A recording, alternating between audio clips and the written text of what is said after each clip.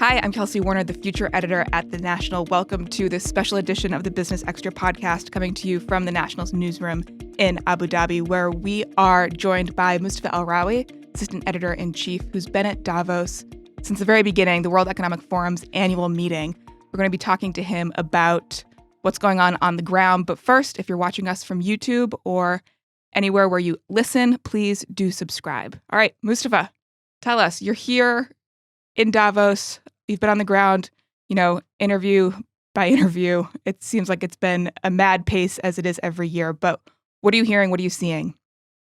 Well, first of all, it's nice to see you, Kelsey. Yeah, good to see you. I miss Abu Dhabi very much, which is good to say. Although it has been quite vibrant here. You can see behind me the people streaming past on what is the last full day here at the World Economic Forum annual meeting in Davos, Switzerland. Friday will be a busy morning, but then, lunchtime onwards, it's kind of over. But many people leave Thursday evening as well. So this is very much the last full day in terms of all big decision makers, officials, government leaders, etc. So, it's been an interesting week, and there's a lot to kind of chew on about the year ahead. Right. So the meeting really does tend to lay out the themes for the year ahead. It sort of positions itself as a future forecasting opportunity for major decision makers around the world. So, of course, we've got war in Ukraine, energy transition, energy crisis. What are the other things that are top of mind that are adding nuance to the conversations you're having? So the hypothesis that I've kind of come up with is that many risks are baked in. So the Ukraine war, baked in. Inflation, we know that that's going to be an issue. The various, economic forecasts of a downturn, perhaps high unemployment isn't going to be sustained. I think everybody realizes that as we came in to the tail end of 2022. A lot of the kind of big obstacles to growth for 2023 were very clear. And every year that I come here in Davos, I always get it wrong when it comes to predicting what's going to be the biggest story of the year, most famously with the pandemic in 2020. Okay, everyone and nobody predicted the pandemic. So, but I think that... Yeah, but it was in front of my nose, literally in front of my nose. So I will kick myself. I'm not saying I could have saved everyone, but... at least I could have been more prepared. Davos really was, though, the first and last major convening amid the COVID-19 pandemic, right? I mean, there were press conferences happening there at Davos with the World Health Organization about the state of the crisis. And yet we still did not adequately prepare or marshal the resources we needed as a global community.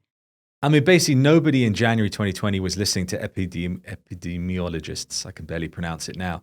Even though that was the word of 2020, and they brought three of the world's leading experts in that field to in one room to talk about the virus that had broken out in Wuhan, and we still really weren't listening to them. I mean, we were hearing them, but we weren't really listening. And so here, so in January here, it feels like the red alarm fire really is the climate change. So who are we not listening to this year?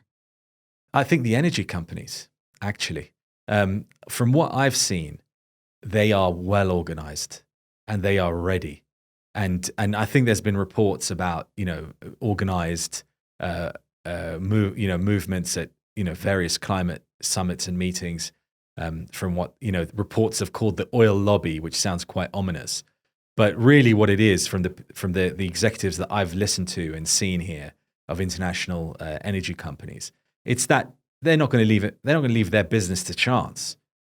I mean, I'm not talking sort of evil empire here, Star Wars, Death Star. It's not that actually, because nobody is arguing about climate. Nobody is arguing about the need to do more to hit our Paris goals. And of course, at COP28 in the UAE later this year, it will be a global stock take on how we did on those goals. But there's the language is still, divisive at the moment when it comes to the climate. And we've heard that here this week. I mean, Guterres, Antonio Guterres, the UN Secretary General, basically compared big energy to big tobacco, said they have to be responsible for basically, lying to us all about the damage they were doing, that they knew they were doing this damage. And that's fair. It's a fair assessment of the past. But from what I've seen is the energy companies are ready to look to the future now. They're ready to be part of the solution. However, and I think on the other side of activists and maybe people who might feel they're opposing energy companies and want oil to stop or want any investment in hydrocarbons to stop, they would see that, just the energy companies being in the conversation is wrong. Right. But if from everything we saw in 2022, it's that we still need energy. Right. And so there has to be that balance. And so I think if the other side of the argument doesn't become a bit more realistic, that the energy companies are actually here to stay, they're not going anywhere, and they're actually tooling up for this year's discussions, and they want to be a part of it, then we're really going to miss an opportunity. And so I think there's a big risk on climate in the sense that we are disunited, and we need to see a bit more unity before COP28. We can't expect everybody to kind of get together on the same page. That's why they're so fraught, right? These negotiations. And I remember at COP26 in Glasgow, the negotiations were delayed. I think we waited a whole day for the communique because of the complications. Mm-hmm. We need to work on some unity now between all parties to get to a point where we kind of achieve all the goals. Well, it's interesting this year that we're having this energy security and energy transition conversation, and Dr. Sultan Al-Jaber has been named president-designate for COP28, obviously the CEO of ADNOC and the chairman of Masdar, the renewable energy company in Abu Dhabi. So as somebody to lead that conversation, it seems like a real convergence of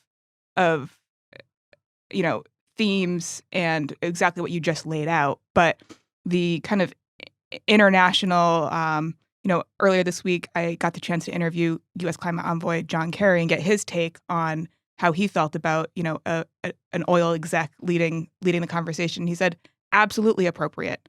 They must lead the transition. The transition is underway. And as you're saying, they are anticipating, they can't be left out of this conversation. Last barrel of oil is on its way. And so we need to be prepared, and the conversation does need to include oil and gas at the table, or as they're now branding themselves, energy companies. They are now energy companies. They're not oil companies. So what are the other, climate change, check. What are the other themes you're seeing this year that will set the stage for 2023? I think what people aren't, not everybody, they're not necessarily paying enough attention to artificial intelligence here. Again, a lot of the conversation is about risks that we knew about. And partly this is a hangover of the fact that we had the last World Economic Forum annual meeting in May, which is 7 months. So some of the discussions feel a bit familiar. And of course, Ukraine is a huge story. And, there's many Ukrainians here, not just the First Lady, also the Klitschko brothers, one of whom is the mayor of Kiev. They are dealing with war every day. So that's very, very important. That doesn't go away. But like I said before, if we're talking this audience that we're discussing these topics with, it's business decision makers. They knew about this. They knew this was coming. I mean, there's risks to the upside, if you like, where if the war stopped tomorrow, or if inflation ceased tomorrow, or if the economic downturn reversed immediately, and then suddenly a lot of plans would have to be reversed quickly. There's risk in that, but I don't think that's happening in the first half of the year anyway. Or at least not quicker than that. And when it comes to artificial intelligence, however, we saw at the tail end of last year something seismic that I didn't appreciate until I came here. And I mentioned one of the pieces I wrote with the chief executive of Coursera, Joe Maggioncalda. We sat together for the best part of an hour, and we're playing with ChatGPT. Mm-hmm. And what it can do.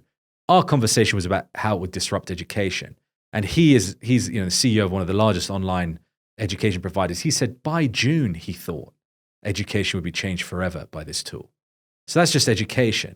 But the actual applications for artificial intelligence that can truly engage with you in a conversational way and essentially eliminate any need for writing in English is potentially massive. And the applications that are going to be built on top of it as well that are going to come very, very quickly could also be highly disruptive. Right. The integration into Microsoft's tools and the applications that can be built on top of it. I remain skeptical about its use to sort of replace, for it to be kind of just a rote thing that we can ask it to generate. Recently CNET had to recant. They were publishing AI written pieces of journalism. It should be in quotation marks that it was journalism, because the most cursory fact check proved it to be basically useless fodder, but generated by AI, and humans just thought, oh, well, it's authoritative because it was generated by an artificial intelligence. So it was actually not edited as well as it should have been, because we gave it too much trust. So agree with you. It's an incoming risk. Disagree with you in terms of, I think, how it's going to be used. We'll have to continue to evolve that conversation. I mean, just to extend the point. I mean, there's always going to be issues over the source data, or the source material. I don't think anyone's saying that suddenly that risk has gone away, but it's the interaction of everyday people with AI that up to now has really been the domain of engineers and kind of techies. And so this is something very everyday. So, regardless of what applications come through, this will expand people's minds. So I'll give you a really good example of like the 2017 Bitcoin rally that really broke through the consciousness of digital assets and what they could be. This is what ChatGPT will do for most people in AI by the end of the year. So your mother-in-law, for example, is the classic. I like that example. I like that analogy. But okay, this is just an idea for a future Business Extra podcast episode, because we don't have time to get into this today. The other question I want to ask you before we close out here, because I know you're busy, is the Inflation Reduction Act coming down the pipe in the U.S. $400 billion, historic levels of investment into renewables and the U.S. energy transition. Is it part of the conversation? Is it seen as a protectionist move? How is it going to affect upcoming trade wars, geopolitics? How will that impact 2023? Honestly, I've heard very little about that here, and that's partly because I've been really trying to get an assessment of where the Middle East and the Gulf region are going to be this year. I've not been trying to drill down too much in sort of the knock-on effects from the US onto the region, because, and I'm not just saying this because I can't answer your question, because I can't, but because actually there are so many fundamentals that are particular to the Gulf for at least the first 9 months of this year, that almost what's happening in the rest of the world isn't of too much import yet. And so can we seize the opportunity of what's happening? So I think the thing I want to put a pin in addition to this AI debate that we still need to have, is on the other side of the U.S. renewable energy effort is PACE, which is its partnership with the UAE to accelerate clean energy. And that's $100 billion, which is a quarter of, we're all talking about how big the Inflation Reduction Act is, but actually the capital going behind the PACE initiative is also really sizable and something that will have material effect on this region. So that's something that I also want to keep an eye on when we think about our 2023 resolutions. Yeah, and we'll know more about that as we build up to COP28, because there'll be different projects announced related to that. And I think the key to that is cooperation. So I mean, the whole, to circle back to the World Economic Forum annual meeting, the whole point of this year is, can we start cooperating again in a really meaningful way, regardless of ideology and thoughts? And that applies to climate, it applies to renewables, it applies to trade. I mean, that's what everyone's been trying to do this week. I don't know if we've kind of made headway on at least working together with people that we don't agree with. But I think that has to happen now. There a lot of talk about bipartisanship. That's a very lofty word. But in reality, we rarely see it these days. So we need to find more of that and more areas for cooperation and tie-ups. Otherwise, we won't be able to not just handle the risks, but seize the opportunities as well. Mustafa Alrawi, thank you so much, our guy on the ground in Davos, and safe travels back to Abu Dhabi. See you, Kelsey. That's all for today. If you've enjoyed this episode, please do subscribe wherever you get your audio content. All that's left to do is thank our production team. I've been your host, Kelsey Warner. See you next week.